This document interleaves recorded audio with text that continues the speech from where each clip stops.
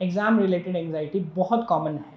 ये कोई किसी प्रकार की बीमारी नहीं है। हर इंसान, हर स्टूडेंट जो कि एक परीक्षा देने जाता है, उसको एक परीक्षा से रिलेटेड एप्रीहेंशन होता है। एप्रीहेंशन मतलब क्या होगा, परीक्षा में कैसे सवाल आएंगे, क्या मैं वो सवाल कर पाऊँगा या नहीं कर पाऊँगा।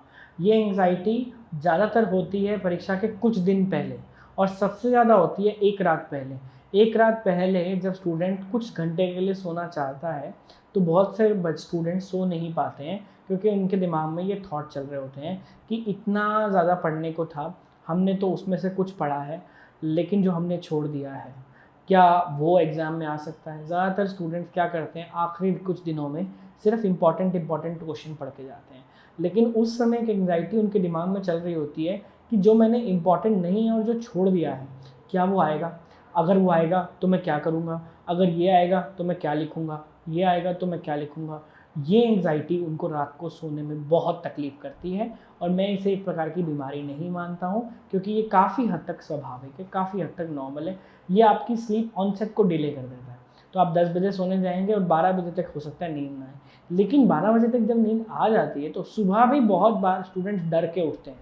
कुछ स्टूडेंट जब पूरा दिन पढ़ते हैं तो उनको रात को सपने में भी पढ़ाई दिखती है, और सुबह उठते समय भी वो कुछ ना कुछ क्वेश्चन सॉल्व कर रहे होते हैं, जैसे मैथमेटिक्स का उनके दिमाग में कुछ क्वेश्चन चल रहे होते हैं, और फिर वो उस डर में एग्ज़ाम में जाते हैं। जब वो डर में एग्ज़ाम में जाते हैं, एंग्जाइटी और फियर का काफ़ी कोरिलेशन है। फियर मतलब डर, और डर में बहुत सारी चीज़ें हमें देखने को मिलती हैं, जिसे हम फिजिकल सिम्टम कहते हैं।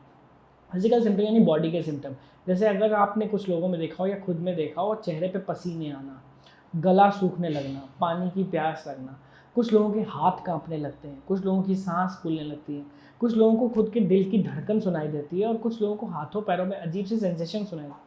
कुछ लोगों का यूरिनरी फ्रीक्वेंसी बढ़ जाता है, कुछ लोगों के पेट में दर्द होने लगता है, कुछ लोगों का पेट सुबह साफ़ नहीं होता है, कुछ लोगों को ज़्यादा लैट्रिन लगने लगती है।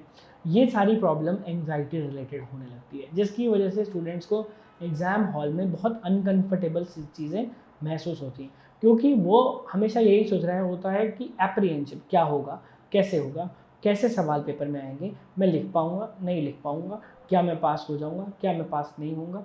ये जो चीज़ें हैं, इसे हम कहते हैं एग्ज़ाम रिलेटेड एंग्जाइटी। इसका बहुत सारे कारण हैं। सबसे ज़्यादा कॉमन कारण है आपकी कम प्रिपरेशन, आपका कम कॉन्फिडेंस, आपका कम आत्मविश्वास। और इसको हटाने का तरीका क्या है, हम जितने से ज़्यादा एग्ज़ाम्स के प्रकार के मॉक पेपर्स हम पहले एग्ज़ाम से कुछ दिन पहले सॉल्व करके देखते हैं, कुछ खुद को एग्ज़ाम लाइक सिचुएशन में घर में रख के, जैसे 3 घंटे की परीक्षा है आपकी, तो 3 घंटे की परीक्षा के अनुसार घर में उन्हीं 3 घंटों में एक पेपर को प्रैक्टिस करना, without mobile, without any distraction. अगर हम घर में ऐसी प्रैक्टिस करते हैं तो एग्ज़ाम रिलेटेड एंग्जाइटी को रोका जा सकता है, और अपनी परफॉर्मेंस को ख़राब होने से बचाया जा सकता है।